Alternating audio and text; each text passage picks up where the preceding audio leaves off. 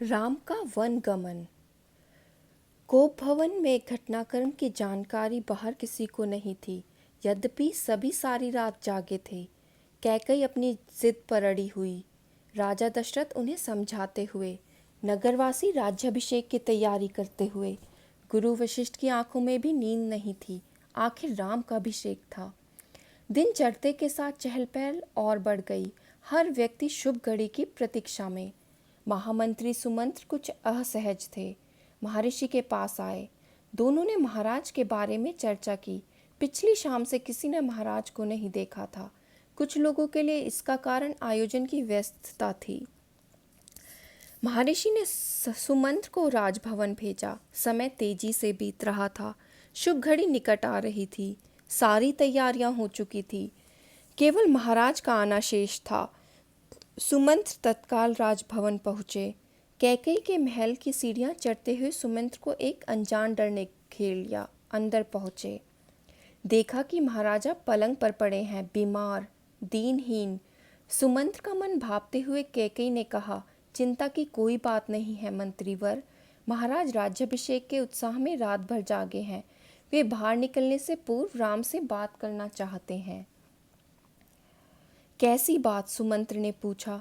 मैं नहीं जानती। अपने मन की बात वे राम को ही बताएंगे। आप उन्हें बुला लाइए। दशरथ ने बहुत क्षीण स्वर में राम को बुलाने की आज्ञा दी। सुमंत्र के मन में कई तरह की आशंकाएं थी, पर वे उन्हें टालते रहे। राम के निवास के बाहर भारी भीड़ थी। लक्ष्मण भी वहीं थे। भवन को सजाया गया था। उसकी चमक दमक देखने योग्य थी। सुमंत्र को देखकर कोलाहल बढ़ गया। लोगों के लिए यह एक संकेत था, राज्याभिषेक के लिए राम को आमंत्रित करने का। सुमंत्र ने कहा, राजकुमार, महाराज ने आपको बुलाया है। आप मेरे साथ ही चलें। कुछ ही पल में राम वहां पहुंच गए। लक्ष्मण साथ थे। दोनों भाई विस्मित थे। वे राजसी वस्त्रों में सजे धजे। लोग जय जयकार करने लगे। पुष्प वर्षा होने लगी। राजकुमार समझ नहीं पा रहे थे कि महाराज ने उन्हें अचानक क्यों बुलाया। लोग समझ रहे थे कि राम राज्याभिषेक के लिए जा रहे हैं। महल में पहुंचकर राम ने पिता को प्रणाम किया, फिर माता कैकेयी को। राम को देखते ही राजा दशरथ बेसुध हो गए। उनके मुंह से एक हल्की सी आवाज निकली, राम। उन्हें होश आया, तब भी वे कुछ बोल नहीं सके। थोड़ी देर तक चुप्पी रही, असहज सन्नाटा। कोई कुछ नहीं बोला तो राम ने पिता से पूछा, क्या मुझसे कोई अपराध हुआ है? कोई कुछ बोलता क्यों नहीं? आप ही बताइए माते। महाराज दशरथ ने मुझे एक बार 2 वरदान दिए थे। मैंने कल रात वही दोनों वर मांगे, जिससे वे पीछे हट रहे हैं। यह शास्त्र सम्मत नहीं है, रघुकुल की नीति के विरुद्ध है। कैकेयी ने बोलना जारी रखा, मैं चाहती हूँ कि राज्याभिषेक भरत का हो और तुम 14 वर्ष वन में रहो। महाराज यही बात तुमसे नहीं कह पा रहे थे। राम संयत रहे। उन्होंने दृढ़ता से कहा, पिता का वचन अवश्य पूरा होगा। भरत को राजगद्दी दी जाए। मैं आज ही वन चला जाऊंगा। राम की शांत और सदी हुई वाणी सुनकर कैकेयी के चेहरे पर प्रसन्नता छा गई। उनकी मनोकामना पूर्ण हुई।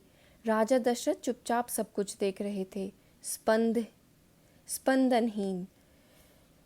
कैकेयी की ओर देखते हुए उनके मुंह से बस एक शब्द निकला, धिक्कार। कैकेयी के महल से निकलकर राम सीधे अपनी माँ के पास गए। उन्होंने माता कौशल्या के कैकेयी भवन का विवरण दिया और अपना निर्णय सुनाया। राम वन जाएंगे। कौशल्या यह सुनकर सुध खो बैठी। लक्ष्मण अब तक शांत थे, पर क्रोध से भरे हुए। राम ने समझाया और उनसे वन जाने की तैयारी के लिए कहा। कौशल्या का मन था कि राम को रोक ले, वन न जाने दे, राजगद्दी छोड़ दें, पर वह अयोध्या में रहें। उन्होंने कहा, पुत्र, यह राजाज्ञा अनुचित है, उसे मानने की आवश्यकता नहीं है। राम ने उन्हें नम्रता से उत्तर दिया, यह राजाज्ञा नहीं, पिता की आज्ञा है। उनकी आज्ञा का उल्लंघन मेरी शक्ति से परे है। आप मुझे आशीर्वाद दें।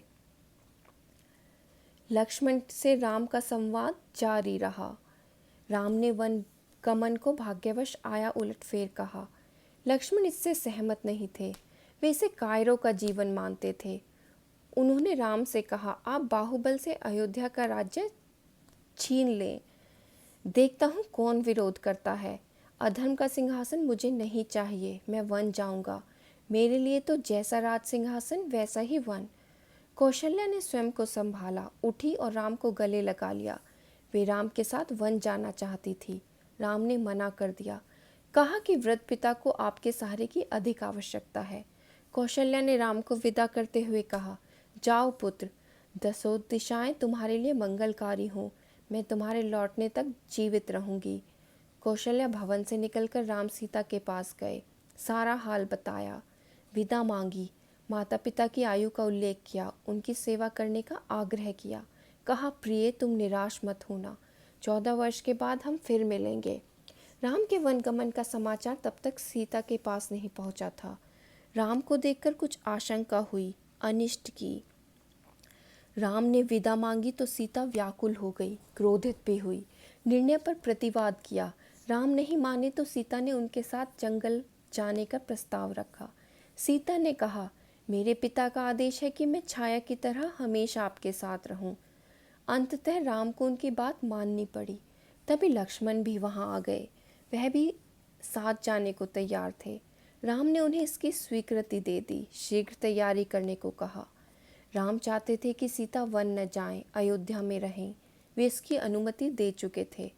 फिर भी उन्होंने एक और प्रयास किया।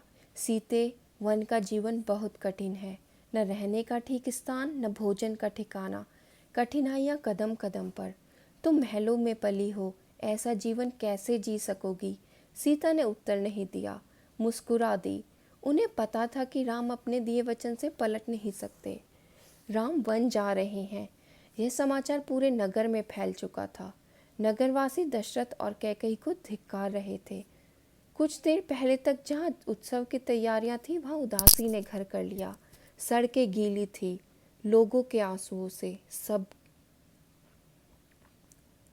सबकी इच्छा थी कि राम सीता वन न जाएं। वे उन्हें रोकना चाहते थे पर बेबस थे। राम, सीता और लक्ष्मण जंगल जाने से पहले पिता का आशीर्वाद लेने गए। महाराज दशरथ दर्द से करहा रहे थे। तीनों रानियां वहीं थी, मंत्री आसपास थे।